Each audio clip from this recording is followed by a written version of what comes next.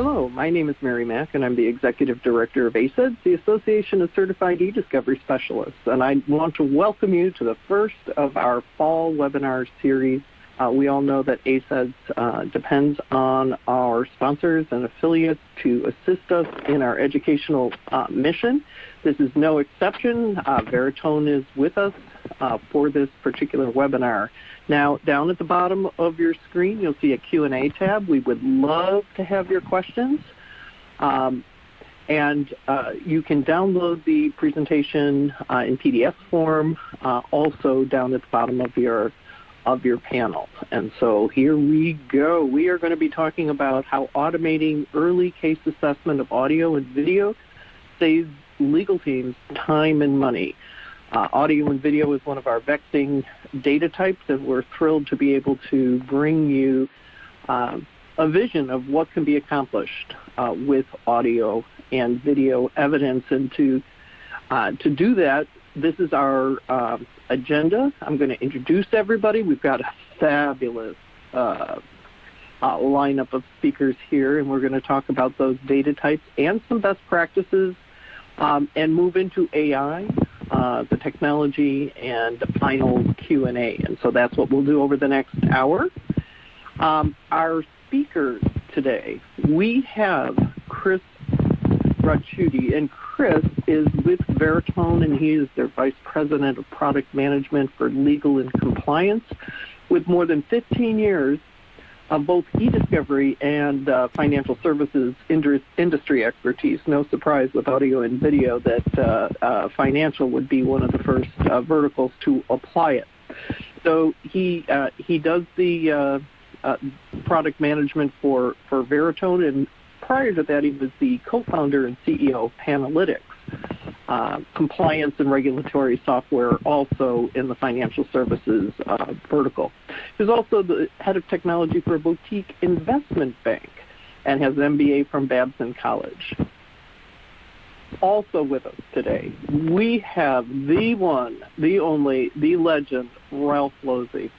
Ralph is coming to us under very difficult circumstances. Ralph hails from the Jackson Lewis office in Orlando that is having some weather events. And we are just so grateful that Ralph has made this webinar a priority and is on with us. We all know his eDiscovery team blog. He's one of our leading lights in machine learning best practices. He's actually got a model for eDiscovery best practices, more from the attorney side. He was the lead attorney and technology counsel for the defense in Judge Peck's landmark decision, first approving predictive coding, the De Silva Moore case. So Ralph and Chris, welcome. We're just so pleased to have you here. Well, thank you. I'm blown away by your introduction. Well, that's because you're a humble guy, Ralph, and you don't know your legendary status. So we are going to be talking about these audio and video data types during early case assessment, and unlike other webinars, I'm going to participate a little bit more in the content because back in my youth, I used to do interactive voice response programming prior to getting into eDiscovery. I worked with all sorts of audio and video. And so one of the things, Ralph, you and I talked about audio for attorneys, and especially in the employment field, that voicemail is the audio that you're looking at most often. Well, it is. I mean, most corporations, well, a lot of them are including it in a mailbox, or at least including it in their request. It's all organized together, the voice messages, and so it is most of our cases, employment cases where we're looking for communications, they're going to have voice messages at least. And then for all of you out there who, like me, actually do document review and don't just talk about it, we all know the funny audios that appear in most every corporate collection, you know, the ones, the joke radio things and things like that. So we run into a lot of that, too, audio sharing. although I must say, Mary, I don't know about you, but I find that's happening less and less because people are sharing that kind of stuff outside of the corporate arena. Oh, yeah, they don't want those nasty jokes in their corporate compliance departments anymore. You'll see them more on text or off email, or, off corporate email. Exactly, but they're still there. People share music a little bit, stuff like that, but mostly we're dealing with voicemails, and then as we go outside the corporate structure as part of the case evaluation, we're seeing a lot of that in other sources of information that may be relevant, maybe personal Gmail account, personal G Drive, personal text, snapshots, 10 million social medias. There can be a lot of stuff on Facebook aside from just the sharing, stuff like that. So we do see a lot of audio and video in outside sources as well, but mainly in what I call the corporate environment. We're mainly running into voicemails and some stupid audio files, and sometimes not so stupid. And that's why we have to look. It depends on the case. And, that's how you have to evaluate the case. Is this a case where, hey, there may be relevant voicemail or there may be relevant whatever? Is it audio? Is it video? Is it text? And so that's part of any case evaluation now is what kind of data is it? Is it audio? Is it video? Is it text? Is it something else? Usually those categories catch it because text includes anything in the numbers and such like that. So audio and video, which is the focus of today, that has been in along with us for quite a while, but it is certainly growing in importance as the forms of ESI diversify. Yeah, I think if we look at some of the data types that that include audio, one of the things that was surprising to me, Ralph, was when we were doing review, we would find those voicemails inside, the email box. We called it unified messaging, and all of a sudden we had to deal with those. But what most people don't understand is that those voicemail systems are centralized, and you can actually get at the entire, voicemail server if you want to, or if you need to. And then that there are other places where these messages go, like, in terms of product liability, if people are calling into a call center and they're leaving information about maybe an adverse event or something like that, you've actually got people's voices and what they sound like when they're reporting these adverse events. So if we dig deep, I think we see a lot of potential evidence, and you'll see some of the cases, especially with video surveillance. I know a lot of the retailers have video surveillance in their stores, and some of the cases there have turned on the audio and video evidence for those types of things. So you can see that that audio evidence, things like investor calls, those of us who are blessed and use the emerging technology of Teams, the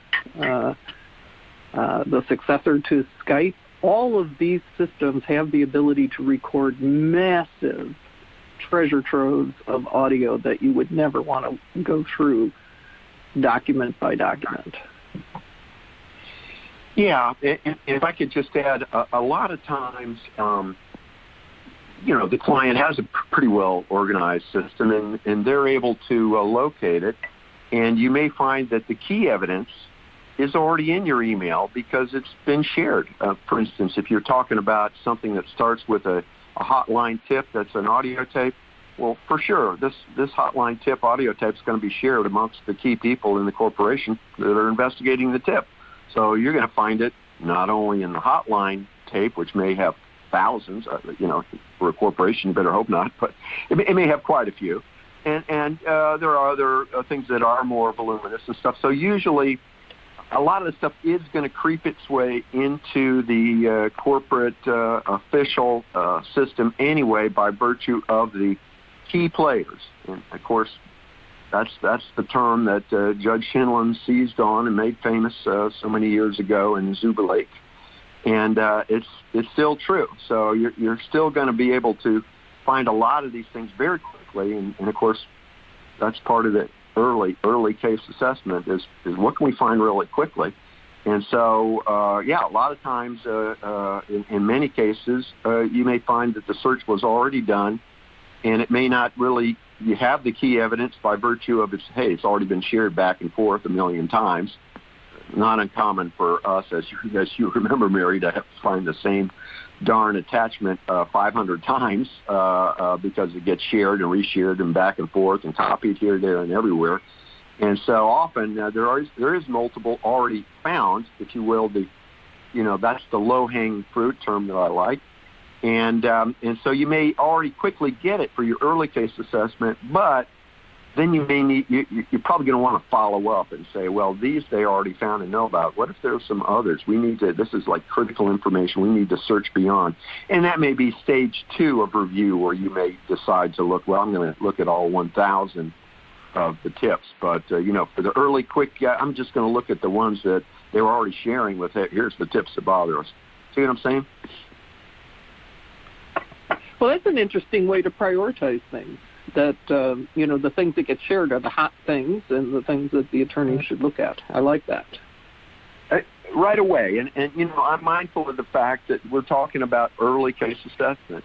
And so, I'm not an expert for sure in using AI to find anything beyond text. I don't know how you do it on the audio and in the video, and Veritone's experts are going to talk about that. But what I do know is, early case assessment. I mean, I talk about that all the time. And if your case assessment doesn't come early, it's frequently not of much value.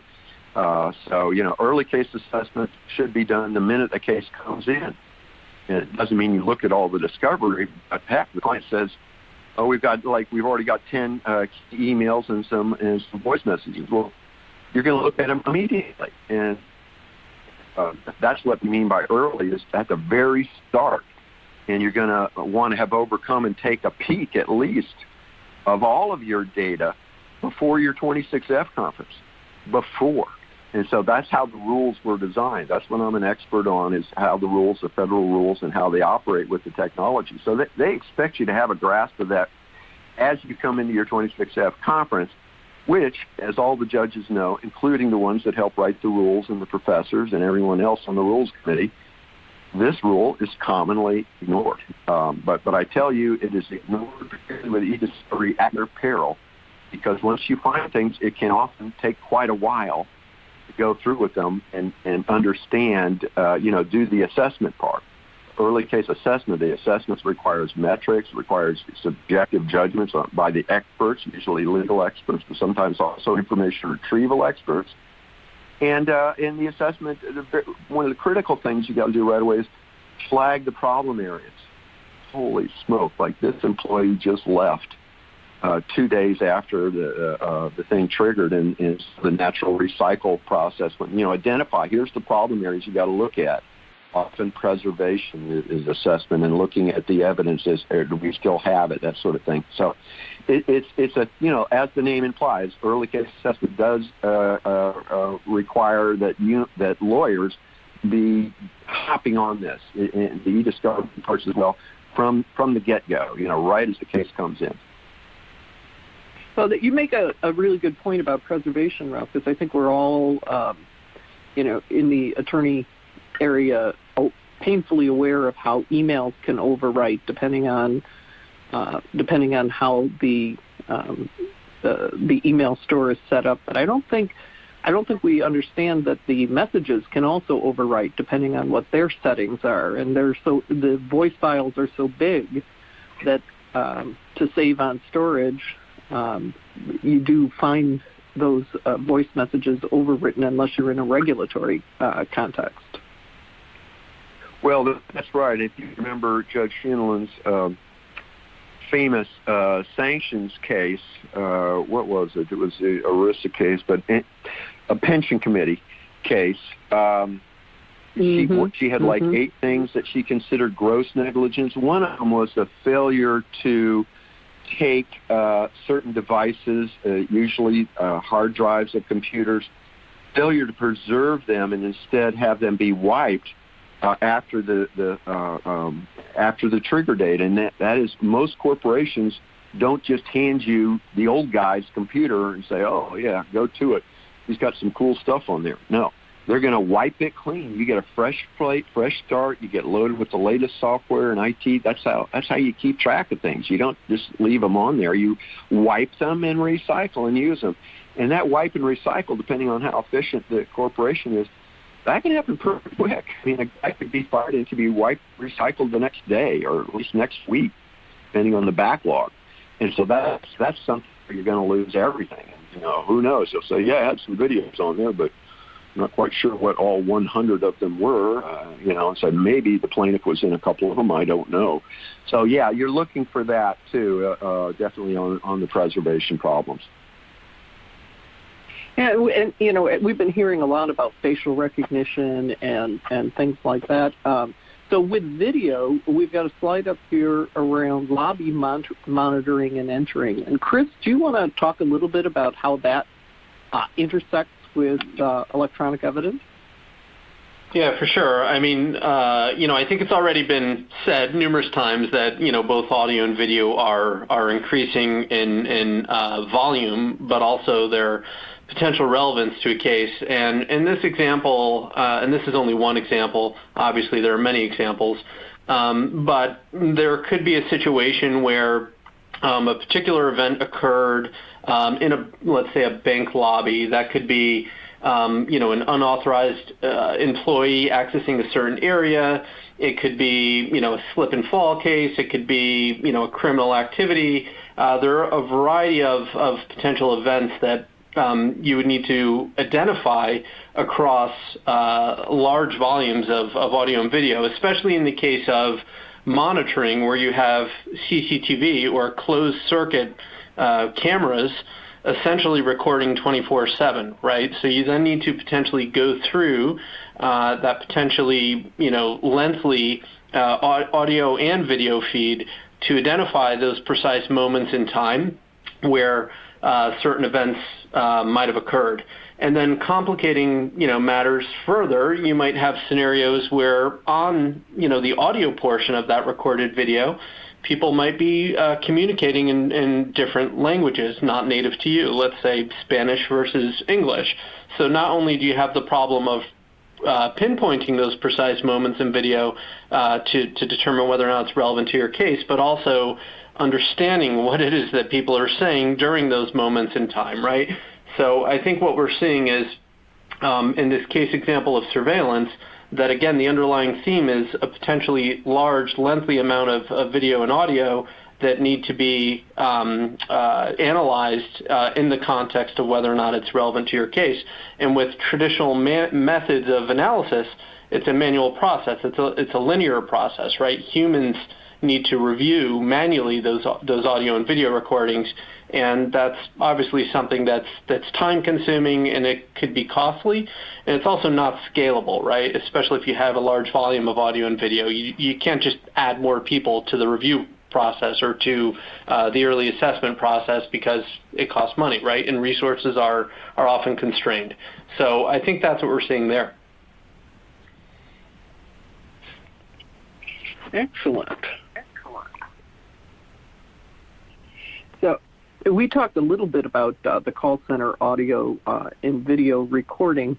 What I didn't say is that traditionally organizations will have that data store of those calls, and those data stores can be assessed, and they're usually assessed for quality control.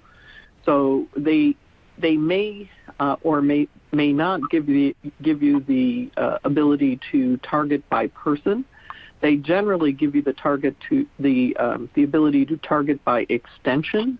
Sometimes it's a trunk number and not an extension, which doesn't really get you to the right person. But generally, the phone numbers, the incoming phone numbers, the outgoing phone numbers Those are all in your call center audio and video recording that give you an opportunity to reduce the data set and also to start assessing the data if you want to look at frontline employees, if you want to look at their managers, if you want to see what their processes are.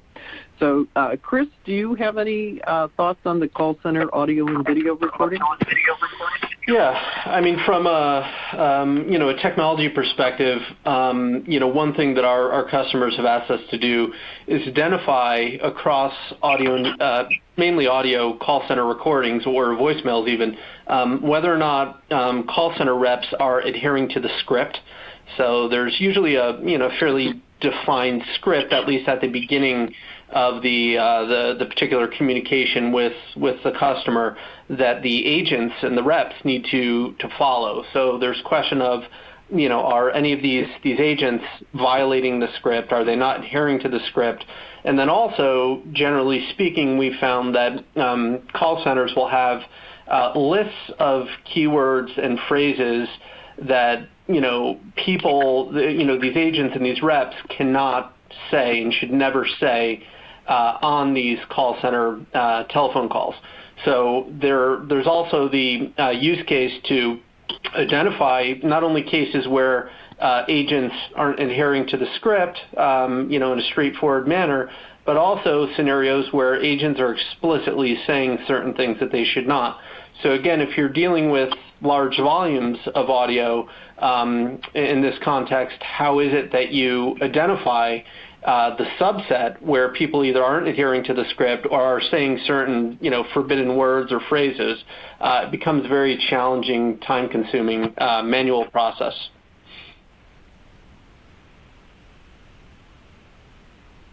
Yeah, that sounds like a nice compliance nightmare there. For sure, yeah. Yeah, now, so if we go this is Ralph. I don't really have any experience in getting into my slide, kind of a transition in call center stuff, but mostly in my environment or like looking at surveillance videos and things like that, there are common sense things that you do with any kind of evidence type to limit it down beyond throwing out an army of lawyers or throwing out a smart robot. And so the humans and what we do and what we're about to get into here is what we're doing now without the AI help. It's not exactly just linear review, but the linear review. But one of the things that even on my slide here just occurred to me, but to mention, it's just common sense to me, but I think should be mentioned, and that is, you always call down evidence for your initial review by custodian, or in the case of video or something, by cameras, or in a case of which particular videos, because most places will have dozens of videos, and date range. So I mean, there's always going to be, hey, well, these are the days in question for key events. I mean, yeah, in like 3 years, good luck. It's not necessary. So we're always going to be whittling things down by custodian. Again, Judge Shinlin's term, or if not by the actual human custodian, it may be something else, it may be designated area, and by date range. And particularly for the early case assessment, you focus on the key date ranges. If it's a slip and fall, there's obviously a very close date range. It's, what happened within that hour, whatever that person was in the store, stuff like that. So that's one thing you begin to do. And of course, this is all part of the ECA, which is core any early case assessment, and that is talking to the people involved. We call them custodian interviews because we, being the e-discovery community, that's the way we look at the witnesses that may have knowledge about the electronically stored information that may be relevant, and more than relevant. It may be case dispositive. So another thing about early case assessment in these custodian interviews is you're looking for the hot documents. You're not looking for all the documents. I mean, we're looking for the key relevant hot documents. That's what early case assessment is. It's just determining here's what, if they allege something, let's look into it. What do the documents show about this allegation? focus in on the key times. That's one of the things. Find out what they're saying. You may find a hot document that just is what we call a silver bullet. You kill the vampire and you got a great defense.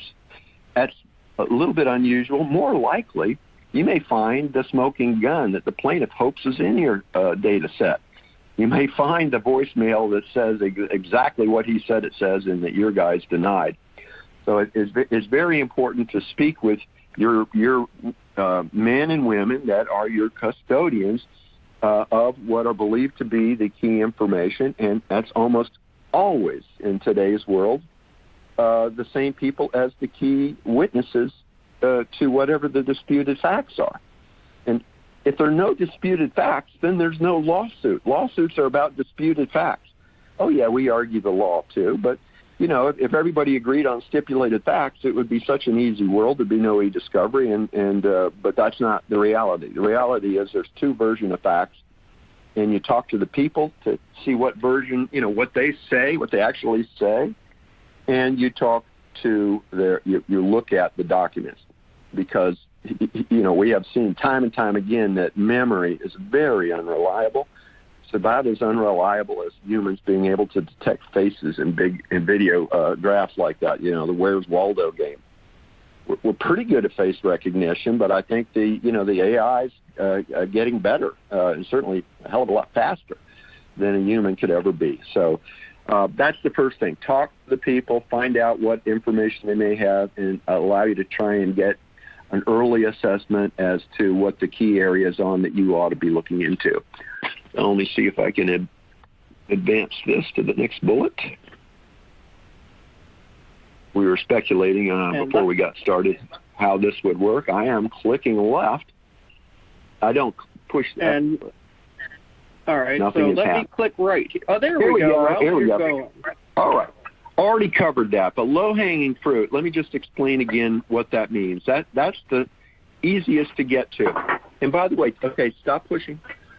Notice who's on this graphic here, Mary. So I just wonder if you always carry a microphone around like that in the graphic, and then that's me, of course, with the money in my hand. But the low-hanging fruit is the highly relevant evidence that we need, okay? If I'm defending the case, is what I need to show that the plaintiff is wrong. And if I'm the plaintiff, it's what I need to show the defendant is wrong. It's the highly relevant evidence. And, you know, those of you who have suffered through my blog over the many years, you know, one of the things I like to say is relevant is irrelevant. I don't care about merely relevant documents. They're only good to help me find the highly relevant documents. Because, you know, a jury can only remember, when they go back into the box, they can't remember more than 7 to 12 documents anyway. So, you know, and judges aren't much better. So it is, how many exhibits do you think they have in trials? Not thousands. You know, the trials have dozens, maybe 100 if it's really big or something. So all of this searching through thousands and making productions to each other of 10s and 20, 30,000 documents, it's a lot of it is just not as critical and not as important. And really, I think merely relevant documents don't matter at all at the end of the day, unless they help you find a highly relevant document. The trial, you can use at mediation. So that's what we're doing in ECA is we're looking for the highly relevant evidence that we care about, not the evidence we need to make a complete production according to proportionality standards under 26B1, things like that. So this is not, ECA is not about document production or video production. It's about getting at the quick videos, having an AI like search through the billion and get you the quick ones right away. That would be great. So, you know, we're getting to audio and video becoming more important, but it's still the tail on the dog. The dog is still the text, and you're always going to have text of some kind, not just email, but some messaging, some kind of communication, and sometimes it may be a video communication as well. Things like that. A lot of people like to send little video emojis and with stuff. I do to my granddaughter. You'd have a hard time ever figuring that out as a text message. So we do have to, we do have to explore these other medias. But right now, for the text, everything is working pretty good with predictive coding. But predictive coding active machine training, these sort of things do not work in software modules that I've ever seen on anything other than text. And so that's why this Veritone thing is exciting, coming up with a new solution that allow us to do something other than that. Okay, now it did advance what I wanted. Thank you, Mary. So the only solutions before we've got what they're coming out with now with this video recognition technology, it wasn't just linear, although for video it was. That's the only solution I think about on video. Aside from, figuring out whose video. I don't care about videos that Joe sent to Bill. I care about videos that Mary sent to Bill. Custodian, limited, sure, and then do the linear review on it. And, same kind of thing on date range. I'm not going to review all 3 months, but I will review these 2 weeks, and this is like 10 hours. We're watching TV, guys. But with audio, there has been tips around, and simply that's been the main focus that we've had to deal with the problem of audio. And there software's been available for 12, 15 years that does take audio and translates it into phonetics. So, and it's pretty good. It's just like Dragon Dictation. It's been around for 30 years now, stuff like that. So it takes audio, puts it into dictation, and then you run keyword searches on it. So it is possible to keyword search audio right now, has been, like I say, I don't know, 30 years or 20 years or something. So that's a good thing if you're piling through and you don't have access to AI. That's what we've been doing. So we've been searching them. And another kind of tip here is I've never seen an important voice message that was under 10 seconds. Now, I'm not saying it isn't possible, but, know your case. And typically it's name and phone number. People are business on voice messages. But it's the one where they ramble on and talk on and on. Those are the ones that might be relevant. They might be relevant and lead to highly relevant, or they might be highly relevant. Things like that. And so once you get, so time and duration is another thing you can do. You can always tell how long a particular audio file is, and do the same thing with a video file. And so, it's common sense things like that we've developed over the years that you're still going to want to use before you throw the AI at it. Just because I have AI doesn't mean I can afford to process every single text message or email or something in the corporate system. That still costs a lot of money to process these things. So we've always, in predictive coding, we've always used the common sense culling it down by date range, by custodian, by other things like this, duration, file type. I may know for a fact that no videos are conceivably relevant at all, and I may just not look at videos, period. And I may talk about that with the other side. They may say, great, why would I want to look at videos in this case? Things like that. So that's what we've been doing, and this is kind of, sharing the tips and, if you will, the approach before we could throw AI at it that we've used fairly successfully. And I know you've spent a lot of time with this too, Mary, if you want to kick in some stuff there. Oh, absolutely. Otherwise, I think from my perspective, Ralph, one of the things that I saw with the audio evidence was that you actually hear the voice of a potential witness. And I'm dating myself. If you go back to some of the Enron trials, voicemails and voice recordings of the traders talking about, the people that were affected were very, very persuasive and set the emotional tone for the trials. Well, I think that's right, because, you can read words, and words can be, it depends on how they're said, right? Like, you're great, as opposed to, you're great. Sarcasm, all of the emotions and stuff, that's why the emoticons are kind of interesting. You can say something and put a smiley face on it. And although, we can get this through text, but obviously emotion is what persuades people. It's why trial lawyers always like to be so dramatic and go on and on, is we're trying to persuade people not just with the meaning in the text. We're trying to get them down to the emotional level.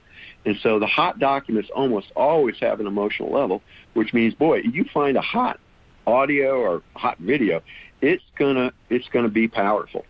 And, we've seen that in employment cases, too. It's one thing to say the advances were unwanted. It's another one to actually see a video of it, So, yeah, can be very important evidence and can be highly relevant, and certainly should be part of your task, is to try to find these golden gems. Excellent. So, Chris, you want to talk a little bit about how the AI that you're bringing to bear can help, get through these mounds and mounds and mounds of audio and video? Awesome. Yes, for sure. And thank you for painting, very rich and providing very rich context, both Mary and Ralph, around kind of the use cases and the challenges in the industry. So I'll talk about a variety of ways that AI can help. The first of which is transcription. So that's taking the audio portion of video and audio files themselves and turning those unsearchable files into searchable files, right? So then, Ralph mentioned earlier on that, you can do phonetic searching and, keyword and phrase searching. So step one of what AI can provide to you on the transcription side is to make that unstructured data structured such that you can search it for certain keywords and phrases as part of your, culling process and trying to identify the quote-unquote, hot documents. And that's in addition to, of course, being able to, filter by custodian, filter by date, and some of the other methods that Ralph had mentioned. But the other component to the transcription analysis here, there's actually a few. One is another point that both Ralph and Mary brought up, is understanding the sentiment or the emotion that's being used or portrayed on the audio recording or the video recording. So is somebody exceptionally angry? Let's say it's a call center compliance case and you have a very heated customer, right, on a particular voicemail or audio recording.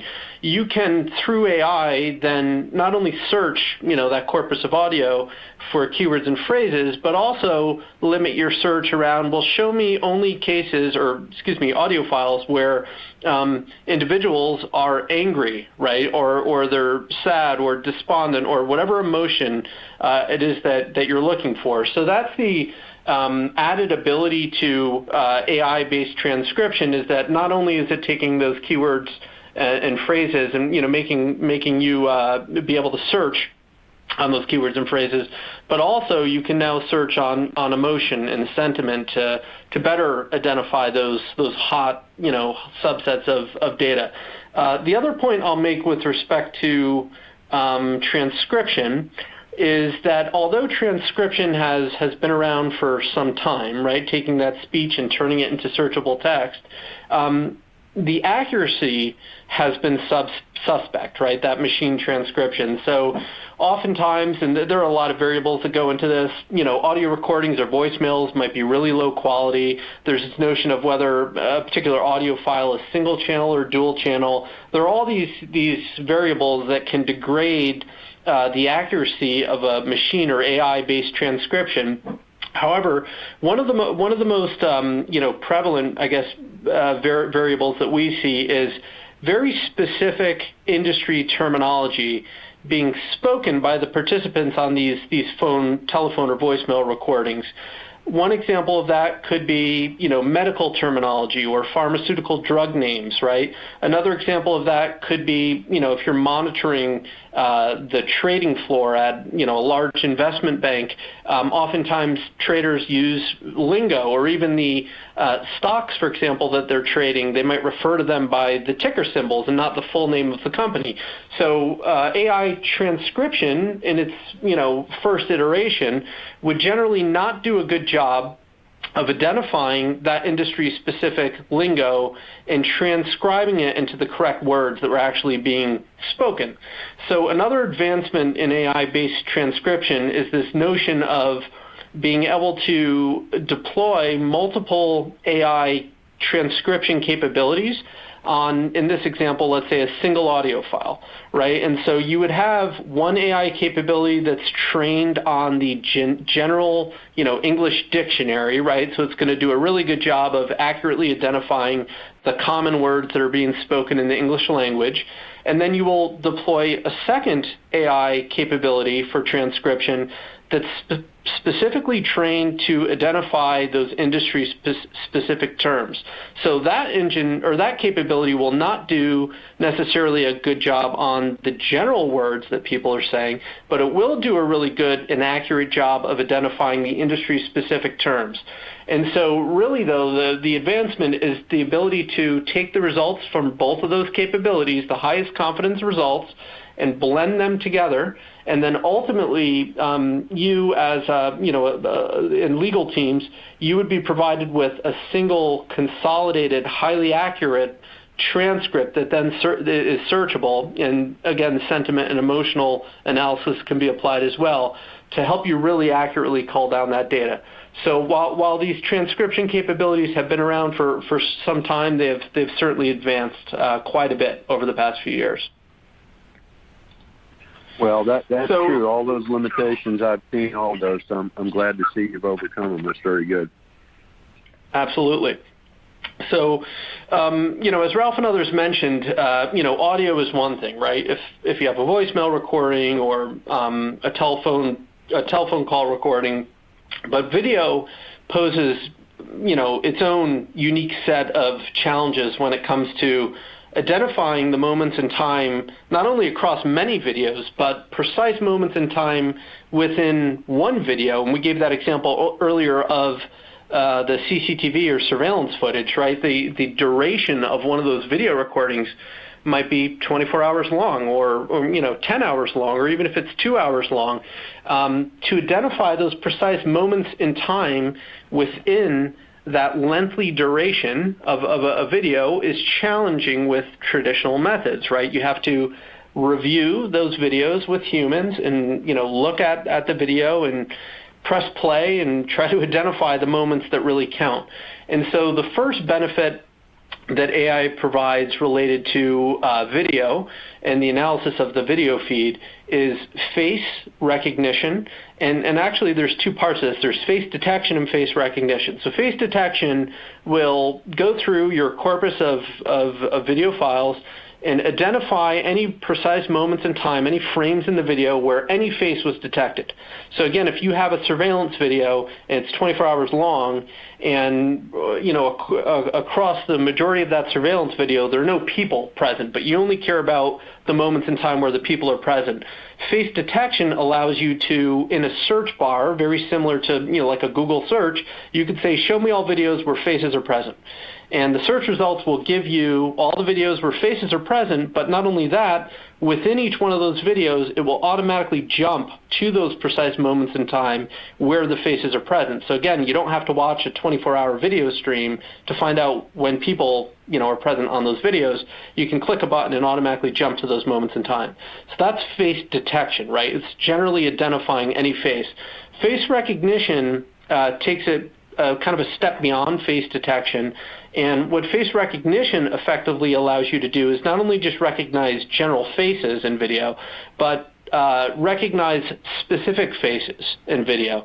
And to give you that analogy of the search bar, instead of just typing in that search bar, show me all videos where there are faces, you can say, show me all videos where such and such a person's face appears, right? So, there is some training that's involved with the AI capabilities to be able to do that. But for example, if you're looking for, this person, Juan Carlos, and that, in criminal cases he might be a suspect, you can enter into the search bar Juan Carlos and get all the videos where Juan Carlos's face appears returned in your search results. And as you're clicking into each one of those videos, you can see the precise moments of time within each video where that particular person exists. So both face recognition and face detection are two capabilities where AI really helps you identify the relevant videos. The next category, as it relates to video, is detecting objects in video, right? So you might not just be looking for faces in video. You might be looking for certain objects in video. Examples of objects could be vehicles, right? Could be weapons, right? Could be virtually anything under the sun. Could be that there was a case involving an assault at a restaurant, and it involved alcohol. So you might be looking for bottles of alcohol in close proximity to faces or people. So the third area where AI can help is it will again run through your corpus of video, and it will identify all objects, making that unstructured video structured and searchable, such that you can go into that search bar again and say, show me all videos where a 2001 Jeep Wrangler is present in this example. And it will again not only return those video results, those search hits or those search results of all the videos where the Jeep is present, but then when you click into each video, you'll see the precise moment within the video where the Jeep is present. So again, the previous linear process of having to manually watch those videos to identify not only faces but objects, is alleviated with the help of AI. The other point that I will add is object recognition also applies to text. And I'll give you one quick case example, and this is more of a compliance use case. But a compliance team, this is a real example too, at a major investment bank, was monitoring their employees to detect insider trading, cases of insider trading. And there was a video conference call that a certain trader had with a customer, and they knew that the audio portion of that conference call was being monitored by compliance, but they didn't know, or they suspected that the video portion was not being monitored. So on the audio portion, everything that they said was clean. There was no material non-public information being shared. However, on the video portion of the conference, one of the traders had a whiteboard where they were writing their message on a whiteboard and then communicating it that way over video. So object detection would also help in those cases where, if you're looking for a specific text, in that case it might have been a ticker symbol, you'd be able to type that into a search bar and show those videos where that text was present. I have two semi-humorous remarks. I can see that fraud guys will now hire Navajos to communicate with, reference to nobody can translate them. And secondly, trial lawyers will now be able to tell the computer, please find the smoking gun. Yep. Yeah, exactly. That requires no explanation. So with that humorous interlude, let me let you get back to it. Awesome, thank you, Ralph. So the fourth use case for AI's assistance, where AI can really help, is with translation. So oftentimes, these video recordings, or even audio recordings and voicemails, certain people might be speaking a language that's not native to you, and therefore you're unable to search for certain keywords, let's say, in that language, right? So what AI can help you do is on the transcripts that are being generated from AI across both audio and video, those transcripts can easily be translated into a language that's native to you. So not only will you be able to individually open each of those audio and video files and see the translated text, but you'll also, going back to that search bar analogy, be able to search in your native language, and then in your search results get search hits of relevant calls that match your keywords or phrases that you're putting in the search bar, even though those calls themselves are in a foreign language. So AI does a really good job of translating those transcripts from one language to another as well. Even Navajo? Maybe not Navajo, but that was the language. Nobody could translate maybe not the Navajo language. Absolutely. Well, hopefully we're not, none of the legal teams on the call are working on any cases related to World War II at this point. But so use case 5 is redaction. They do right? drag and this often, on now, I'll tell you. They do, for sure. Drag on. Wouldn't surprise For sure. So use case number 5 is redaction, and redaction generally, as Ralph will frequently tell me, comes much later in the process before production, not necessarily an early case assessment thing, but redaction of audio and video can be facilitated through the use of AI.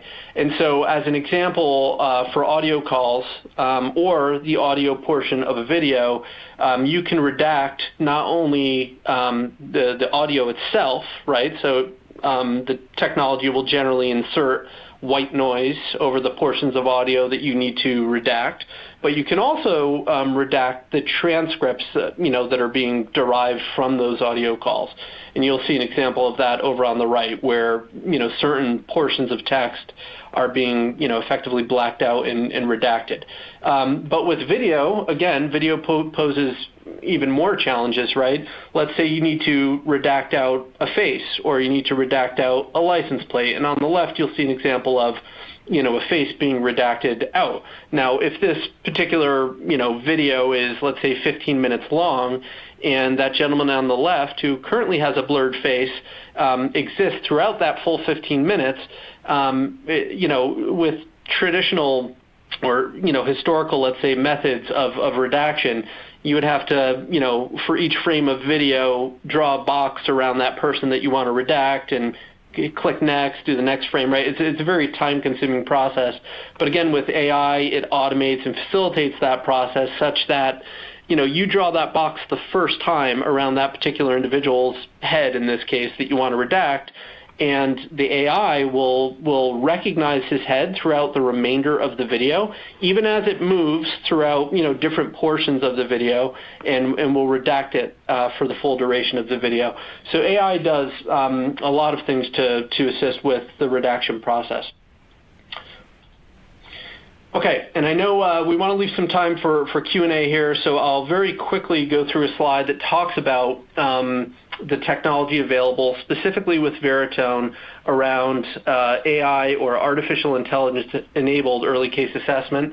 And so let's just briefly discuss this product called Veritone Illuminate. And what Illuminate allows you to do is automatically transcribe, translate, search, and ultimately cull and analyze those large volumes of unstructured audio and video in a very cost-effective and time-efficient manner. So basically, all of the slides that the AI capabilities that I mentioned to you on the previous 5 or 6 slides are kind of consolidated into one application, into one user interface. And so effectively, within Illuminate, you can ingest all of your audio, all of your video. You can run various AI capabilities depending on what it is that you need to do and what type of data you're ingesting. So you can machine transcribe that data. You can run sentiment analysis. You can run emotion analysis. You can do translations. And that just turns that, as I said before, unstructured data into something that's structured, something that's now searchable. I don't know if you can see it. The screenshot's a little bit small over on the right, but there is a search bar that's very Google-like at the top. So in that search bar, you can enter not only your keywords and phrases, but also the names of people, the names of objects, certain emotion and sentiment that you might be looking for, and combine those search capabilities into one-click search, and then really quickly identify that subset of data that might be relevant or responsive to your case, the important stuff. So that's effectively what Illuminate can do for you really quickly and cost effectively.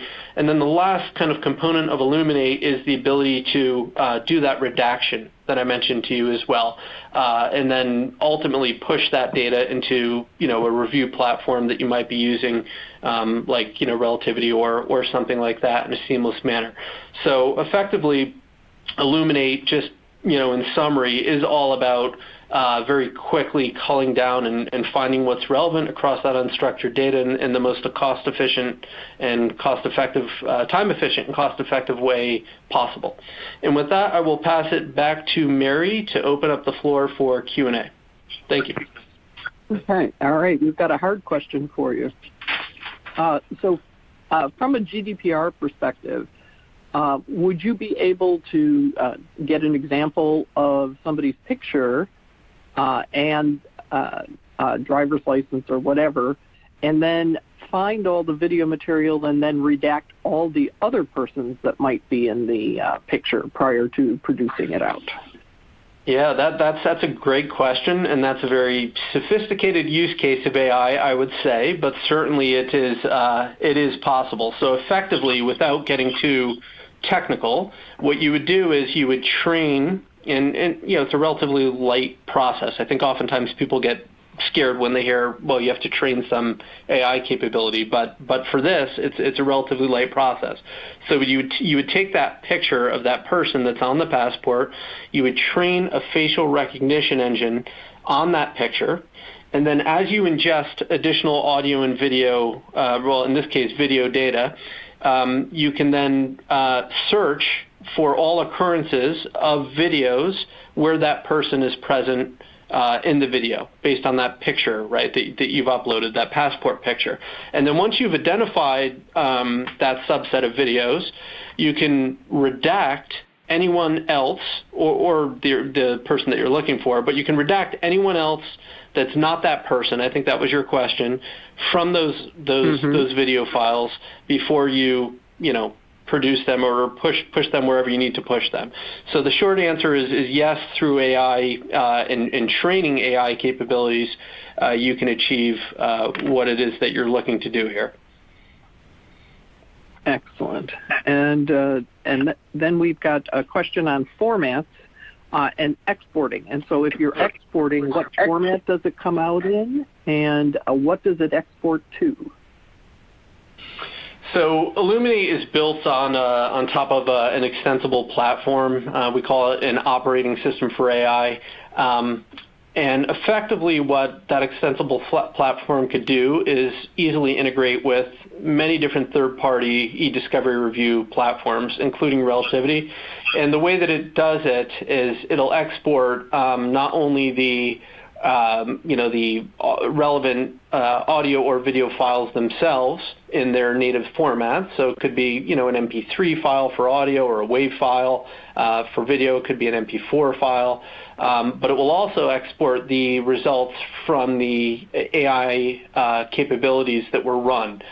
So as an example, if you run transcription for each video and audio file that gets exported, we will also export the searchable text, if you will, the transcripts. And then the last component of the export is, again, not to get too technical, but effectively a load file that kind of serves as the same way an index at the back of the book works, at the back of a book works, that facilitates ingestion into Relativity or OpenText or any other, leading review platform. Fantastic. This is Ralph. Go ahead, Ralph. I have a follow-up question on that, because I'm real big on extensions. That's part of what I do in early case assessment, is I look at what kind of files there are. And there's so many types of video and audio files.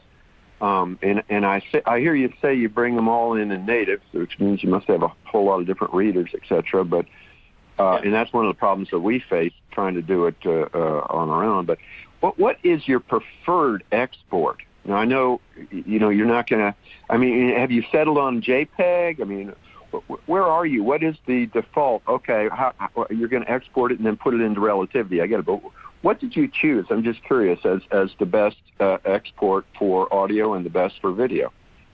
Yeah, so, it's a combination of what will provide the best fidelity and what is an open source codec. Again, not to get too technical, but MP3, WAV, MP4, that's all open source encoding on audio and video.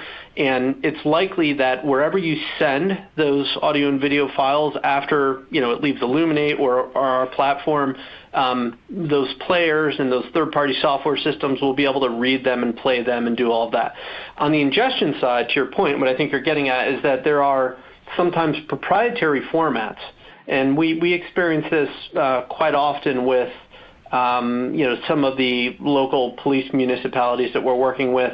There are cases where they're recording phone calls, and they're doing it with, I don't want to use the term antiquated, but software that's been around for a while and saves those audio recordings in a very proprietary format that, for example, if you put the file on your computer and try to run Windows Media Player, or if you're on a Mac, run Mac the QuickTime Player, it won't play that file, right? And so in those cases, we transcode we'll convert basically into the standard open source format. So the short answer to your question, the best formats for audio are MP3 and WAV, and for video is MP4, the open source stuff. Oh, thanks. That's interesting. Thanks. Yep. Excellent. And we've got one more question I think we'll serve up, and there are some more questions waiting in the queue, and I know that you and Ralph, Chris will answer folks after the webinar. The last one's from one of our chapter leaders in Texas. What percentage of the Illuminate features would you say are implemented within the Relativity plugin?